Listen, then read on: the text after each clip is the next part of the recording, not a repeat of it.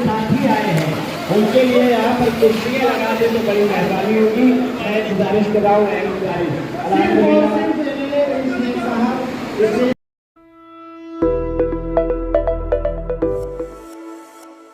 शहर को इसका फायदा होना चाहिए, इसलिए हमने खास तौर से बुनकरों से मुलाकात का सिलसिला शुरू किया। और आपके सामने ये मिसाल है कि यहाँ पर शहर की एक बड़ी बुनकर हजरात जो पावर लूम से जुड़े हुए हैं वो यहाँ आपके सामने मौजूद हैं। और यही मालेगांव शहर की असल ताकत है, यही मालेगांव शहर को चलाते हैं। मगर ये कभी जो चेहरे मैं यहाँ देख रहा हूँ, ये कभी ऐसे किसी प्रोग्राम में जाते नहीं। ये यहाँ आए, हमें और आपको भी इनका शुक्रिया अदा करना चाहिए। ये ऐसे लोग हैं। अभी हमारे शहर का मसला ऐसा है कि रईस भाई आप कमेटी में हो और मुझे पूरी उम्मीद है कि आप फॉलो अप लेंगे, आप काम करेंगे। वहाँ पर कौन कितना काम करेगा ये नहीं मालूम हमें, मगर आप काम करेंगे ये उम्मीद भी है और अल्लाह पर यकीन है कि आप जरूर काम करेंगे और इस बार कुछ न कुछ पावर लूम सनत का भला होगा। काम हम भी यही चाहते हैं कि सब लोग मिल के करें।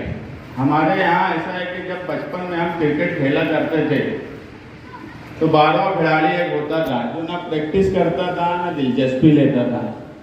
मगर जब क्रिकेट मैच अहम हो और खेलने की पारी आए तो बोला था मैं भी खेल लूँ, मैं भी खेल लूँ।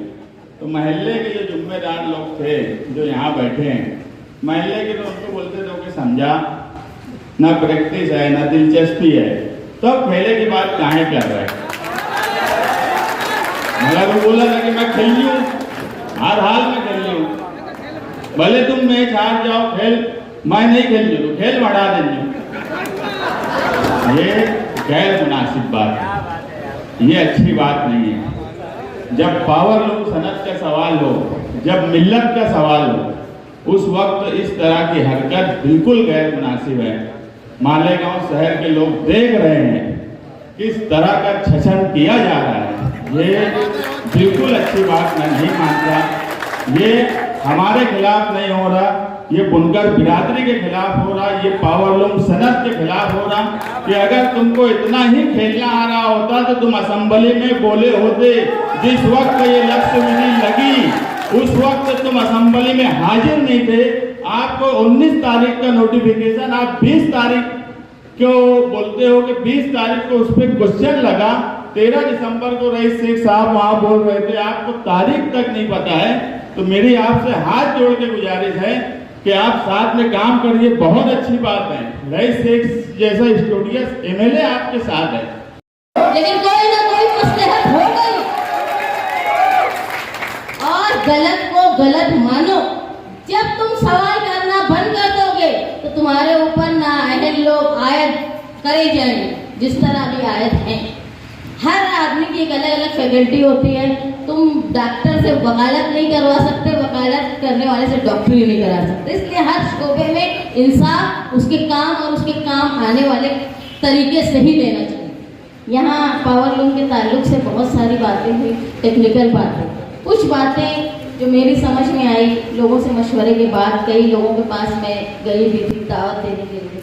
उसमें एक बात ये थी कि भाई आप इस वक्त में 24 लूम का कारखाना बनाना ये मुमकिन नहीं है रोजगार के लिए, इसमें कफालत हो नहीं सकती। तो आमतौर पर 96 लूम 97 लूम के लोग कारखाने बनाते हैं, जिसमें शेड में 4-4 मीटर लेना पड़ता है, क्योंकि 27 हॉर्स पावर की जो एक मियाद रहती है, कैपिंग होती है।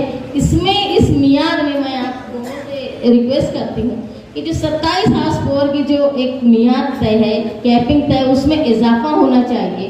कम से कम वो 54 हॉर्स पावर की होना चाहिए, ताकि जो इजाफी 4-4 मीटरों के जो खर्च आते हैं वो रेंटल उसके बंद हो। ऐसी मालेगांव शहर के लोगों की दरख्वास्त है जो मुझे समझ में आई, मैं आप लोगों को बता रही हूँ।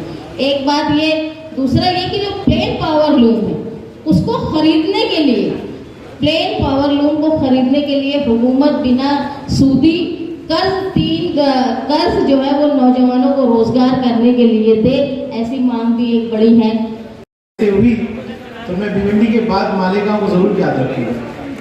आप लोगों ने बहुत मशवरों से नवाजा, सिखाया, आपके दर्द को बताया, लेकिन एक जिम्मेदारी पैदा करता है कि इतना सब सुनने के बाद काम करना ज़रूरी है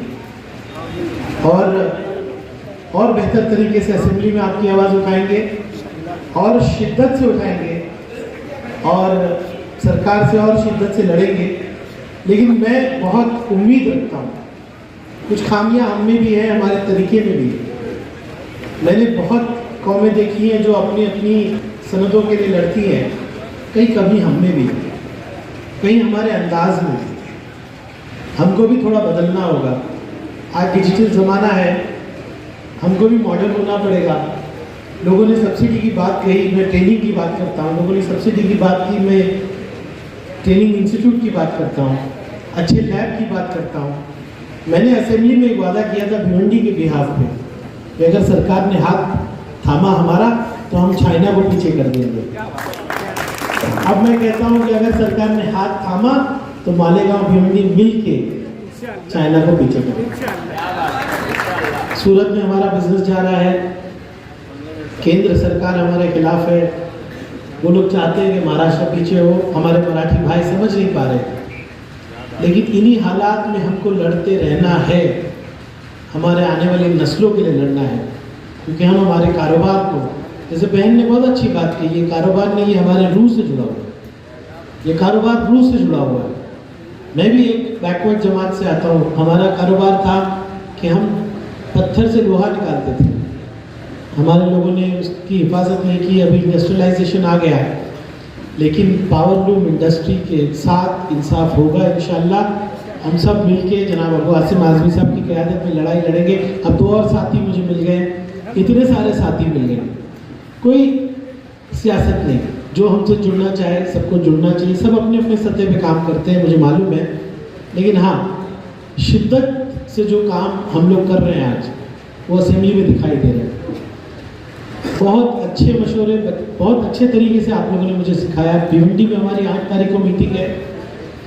मैं उस मीटिंग में काफ़ी तैयारी के साथ अब जाऊंगा और आपसे ये कहूँगा कि आने वाले दिनों में जब जब कमेटी की मीटिंग होगी, जो आपने सिखाया है ये बुनकर दिल ज़रूर बोलेगा।